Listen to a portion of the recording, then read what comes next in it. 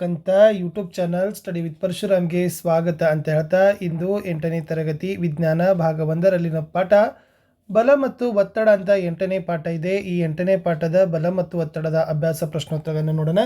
ವಿಡಿಯೋನ like, share ಮತ್ತು subscribe ಮಾಡೋದನ್ನು ಮಾತ್ರ ಮರೆಯದಿರಿ ಅಂತ ಹೇಳ್ತಾ ವಿಡಿಯೋದ ಡಿಸ್ಕ್ರಿಪ್ಷನ್ ಬಾಕ್ಸ್ನಲ್ಲಿ ಎಲ್ಲ ವಿಷಯದ ಪ್ಲೇಲಿಸ್ಟ್ ಲಿಂಕ್ಗಳಿದ್ದಾವೆ. ಜಸ್ಟ್ ನೀವು ಹೋಗಿ ಅಲ್ಲಿ ಏನು ಮಾಡ್ಬೋದು, ಚೆಕ್ಔಟ್ ಮಾಡ್ಬೋದು.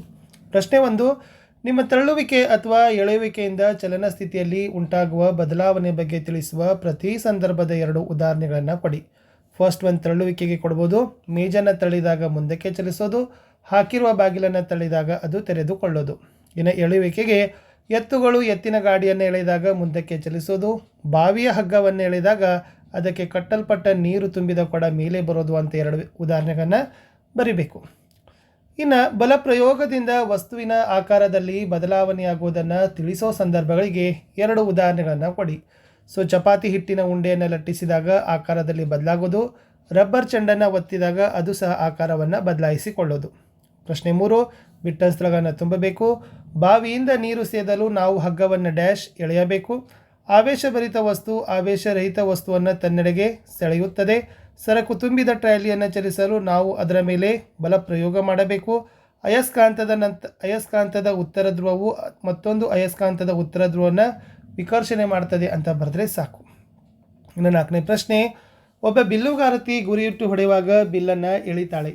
ಆಕೆ ಬಾಣವನ್ನು ಬಿಟ್ಟ ನಂತರ ಬಾಣವು ಗುರಿಯ ಕಡೆಗೆ ಚಲಿಸ್ತದೆ. ಈ ಮಾಹಿತಿ ಆಧರಿಸಿ ಈ ಕೆಳಗಿನ ಹೇಳಿಕೆಗಳಲ್ಲಿ ಬಿಟ್ಟ ಸ್ಥಳಗಳನ್ನು ಸೂಕ್ತ ಪದಗಳಿಂದ ಬಳಸಿ ಭರ್ತಿ ಮಾಡಿ ಅಂತ ಕೇಳಿದರು. ಫಸ್ಟ್ ಒನ್, ಬಿಲ್ಲನ್ನು ಎಳೆಯಲು ಬಿಲ್ಲುಗಾರತಿ ಪ್ರಯೋಗಿಸುವ ಬಲವು ಅದರ ಡ್ಯಾಶ್ದಲ್ಲಿನ ಬದಲಾವಣೆಗೆ ಕಾರಣ ಆಕಾರ. ಬಿಲ್ಲನ್ನು ಎಳೆಯಲು ಬಿಲ್ಲುಗಾರತಿ ಪ್ರಯೋಗಿಸುವ ಬಲವು ಡ್ಯಾಶ್ ಬಲಕ್ಕೆ ಉದಾಹರಣೆ ಸ್ನಾಯು. ಬಾಣದ ಚಲನೆಯು ಸ್ಥಿತಿ ಬದಲಾವಣೆಗೆ ಕಾರಣವಾದ ಬಲದ ವಿಧವು ಡ್ಯಾಶ್ ಬಲಕ್ಕೆ ಉದಾಹರಣೆ ಸಂಪರ್ಕ ಅನ್ನೋದನ್ನು ನೀವು ಬರೀಬೇಕು.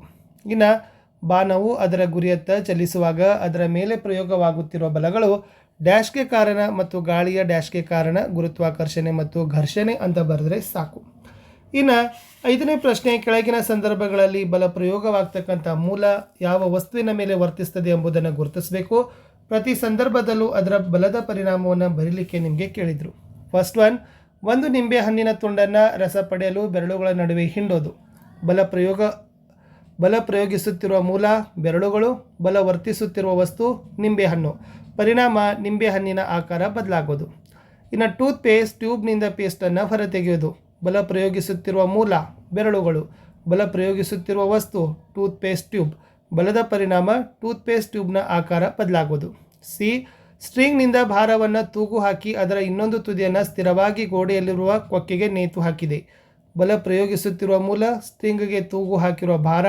ಬಲ ವರ್ತಿಸುತ್ತಿರುವ ವಸ್ತು ಸ್ಟ್ರಿಂಗ್. ಬಲದ ಪರಿಣಾಮ ಸ್ಟ್ರಿಂಗ್ ಉದ್ದವಾಗೋದು ಅಂತ ಬರೀಬೇಕು. ಇನ್ನು ಒಬ್ಬ ಕ್ರೀಡಾಪಟು ಎತ್ತರ ಜಿಗಿತದಿಂದ ನಿರ್ದಿಷ್ಟ ಎತ್ತರದಲ್ಲಿರುವ ಅಳತೆ ಕೋಲನ್ನು ದಾಟೋದು. ಇಲ್ಲಿ ಬಲ ಪ್ರಯೋಗಿಸುತ್ತಿರುವ ಮೂಲ ಸ್ನಾಯುಗಳು. ಬಲ ವರ್ತಿಸುತ್ತಿರುವ ವಸ್ತು ಕ್ರೀಡಾಪಟುವಿನ ಮೇಲೆ. ಬಲದ ಪರಿಣಾಮ ಕ್ರೀಡಾಪಟು ವೇಗವನ್ನು ಹೆಚ್ಚಿಸ್ಕೊಳ್ತಾನೆ ಅಂತ ಬರೆದ್ರೆ ಸಾಕು. ಮುಂದಿನ ಪ್ರಶ್ನೆ, ಒಬ್ಬ ಕಮ್ಮಾರನು ಉಪಕರಣ ತಯಾರಿಸುವಾಗ ಬಿಸಿಯಾದ ಕಬ್ಬಿಣದ ತುಂಡಿನ ಮೇಲೆ ಸುತ್ತಿಗೆಯಿಂದ ಹೊಡಿತಾನೆ. ಸುತ್ತಿಗೆಯು ಹೊಡೆತದ ಬಲವು ಕಬ್ಬಿಣದ ತುಂಡಿನ ಮೇಲೆ ಹೇಗೆ ಪರಿಣಾಮ ಬೀರ್ತದೆ ಅಂತ ಕೇಳಿದರು. ಇಲ್ಲಿ ಬಿಸಿಯಾದ ಕಬ್ಬಿಣದ ತುಂಡಿನ ಮೇಲೆ ಕಮ್ಮಾರನು ಸುತ್ತಿಗೆಯಿಂದ ಬಡಿದಾಗ ಕಬ್ಬಿಣದ ತುಂಡಿನ ಆಕಾರ ಬದಲಾಗ್ತದ. ಕಬ್ಬಿಣದ ತುಂಡನ್ನು ಬೇಕಾದ ಆಕಾರಕ್ಕೆ ವಸ್ತುವನ್ನು ಮಾಡ್ಬೋದು. ಇನ್ನು 7, ಉಬ್ಬಿದ ಬಲೂನನ್ನು ಸಿಂಥೆಟಿಕ್ ಬಟ್ಟೆಯ ಚೂರಿನಿಂದ ಉಜ್ಜಿದ ನಂತರ ಗೋಡೆಗೆ ಒತ್ತಲಾಯಿತು. ಬಲೂನ್ ಗೋಡೆಗೆ ಅಂಟಿಕೊಳ್ಳೋದು ಕಂಡುಬಂತು. ಬಲೂನ್ ಮತ್ತು ಗೋಡೆಯ ನಡುವಿನ ಆಕರ್ಷಣೆಗೆ ಕಾರಣವಾದ ಬಲ ಕೇಳಿದ್ರು, ಸ್ಥಾಯಿ ವಿದ್ಯುತ್ ಬಲ. ನೆಕ್ಸ್ಟ್, ನೀರು ತುಂಬಿದ ಪ್ಲಾಸ್ಟಿಕ್ ಬಕೆಟನ್ನು ಭೂಮಿಯ ಮೇಲ್ಮೈನಿಂದ ಮೇಲೆ ನಿಮ್ಮ ಕೈಯಲ್ಲಿ ಹಿಡಿದಾಗ ಆ ಪ್ಲಾಸ್ಟಿಕ್ ಬಕೆಟ್ ಮೇಲೆ ವರ್ತಿಸೋ ಬಲಗಳನ್ನು ಹೆಸರಿಸ್ರಿ. ಬಕೆಟ್ ಮೇಲೆ ವರ್ತಿಸುತ್ತಿರುವ ಬಲಗಳು ಅದರ ಚಲನೆಯ ಸ್ಥಿತಿಯನ್ನು ಏಕೆ ಬದಲಾಯಿಸೋದಿಲ್ಲ ಅಂತ ಕೇಳಿದರು. ಸಿಂಪಲ್ ಆಗಿ ಉತ್ತರ ಏನಪ್ಪ ಅಂದರೆ ಅದು ಗುರುತ್ವ ಬಲ ಮತ್ತು ಸ್ನಾಯು ಬಲ ಅಂತ 2 ನೀವು ಹೆಸರಿಸಬೇಕು. ಇಲ್ಲಿ ಏಕೆ ಅಂತ ಕೇಳಿದರು, ಬೆಕೆಟ್ನ ಮೇಲೆ ಈ 2 ಬಲಗಳು ವಿರುದ್ಧ ದಿಕ್ಕಿನಲ್ಲಿ ಪ್ರಯೋಗವಾದಾಗ ಅವುಗಳ ಪರಿಮಾಣ ಪರಸ್ಪರ ಸಮ. ಆದ್ದರಿಂದ ಬಲಗಳು ಅದರ ಚಲನೆಯ ಸ್ಥಿತಿಯನ್ನು ಬದಲಾಯಿಸೋದಿಲ್ಲ ಅಂತಲೇ ಬರಿಬೇಕು. ನೆಕ್ಸ್ಟ್ ಕ್ವಶನ್, ಒಂದು ಉಪಗ್ರಹವನ್ನು ಅದನ್ನು ಕಕ್ಷೆಯಲ್ಲಿಡಲು ಒಂದು ರಾಕೆಟನ್ನು ಉಡಾವಣೆ ಮಾಡ್ತಾರೆ. ಉಡಾವಣಾ ಕೇಂದ್ರ ಬಿಟ್ಟ ಕೂಡಲೇ ರಾಕೆಟ್ ಮೇಲೆ ವರ್ತಿಸೋ 2 ಬಲಗಳನ್ನು ಕೇಳಿದರು. ಅಲ್ಲಿ ಬರಿಬೇಕು ಗುರುತ್ವ ಬಲ, ಆಮೇಲೆ ಗಾಳಿಯ ಘರ್ಷಣಾ ಬಲ. ನೆಕ್ಸ್ಟ್, ಒಂದು ಡ್ರಾಫರ್ನ ನಳಿಕೆಯನ್ನು ನೀರಿನಲ್ಲಿಟ್ಟು ಅದರ ಬಿರಡೆಯನ್ನು ಒತ್ತಿದಾಗ ಡ್ರಾಫರ್ನಲ್ಲಿರುವ ಗಾಳಿಯು ಗುಳ್ಳೆಗಳ ರೂಪದಲ್ಲಿ ಹೊರಬರ್ತದೆ. ನಾವು ಬಿರಡೆಯ ಮೇಲಿನ ಒತ್ತಡವನ್ನು ಬಿಡುಗಡೆ ಮಾಡಿದ ಕೂಡಲೇ ನೀರು ಡ್ರಾಫರ್ನೊಳಗೆ ತುಂಬಿಕೊಳ್ಳುತ್ತದೆ. ಡ್ರಾಫರ್ನಲ್ಲಿ ನೀರಿನ ಏರಿಕೆಗೆ ಕಾರಣ ಏನು ಅಂತ ನಿಮಗೆ ಕೇಳಿದರು. ಸೊ ವೆರಿ ಸಿಂಪಲ್ ಇದೆ ಸ್ನೇಹಿತರೆ. ಸೊ ಏನು ಬರಿಬೋದಂದರೆ ನೀರಿನ ಒತ್ತಡ, ಭೂಮಿಯ ಗುರುತ್ವಾಕರ್ಷಣೆ, ರಬ್ಬರ್ ಬಿರಡೆಯ ಆಕಾರ, ವಾತಾವರಣದ ಒತ್ತಡ. ಸೊ ಇದರಲ್ಲಿ ಉತ್ತರ ಏನು ಬರಬೇಕಾಗಿತ್ತಪ್ಪ ಅಂತಂದರೆ ವಾತಾವರಣದ ಒತ್ತಡ ಅಂತ ನೀವು ಬರೆದ್ರೆ ನಿಮ್ಮ ಉತ್ತರ ಏನಾಗ್ತದೆ, ಅದು ಕರೆಕ್ಟ್ ಆಗ್ತದೆ. ಇಷ್ಟೇ ಇತ್ತು ಈ ಪಾಠದ ಪ್ರಶ್ನೋತ್ತರಗಳು ಅಂತ ಹೇಳ್ತಾ ಇನ್ನು ಮತ್ತೆ ನಾನು ಹೊಸ ಪಾಠದ ಪ್ರಶ್ನೋತ್ತರಗಳೊಂದಿಗೆ ಸಿಗ್ತೀನಿ. ಇಲ್ಲಿಯವರೆಗೆ ವಿಡಿಯೋ ವಾಚ್ ಮಾಡಿದ್ದಕ್ಕೆ ಧನ್ಯವಾದಗಳು. ಲೈಕ್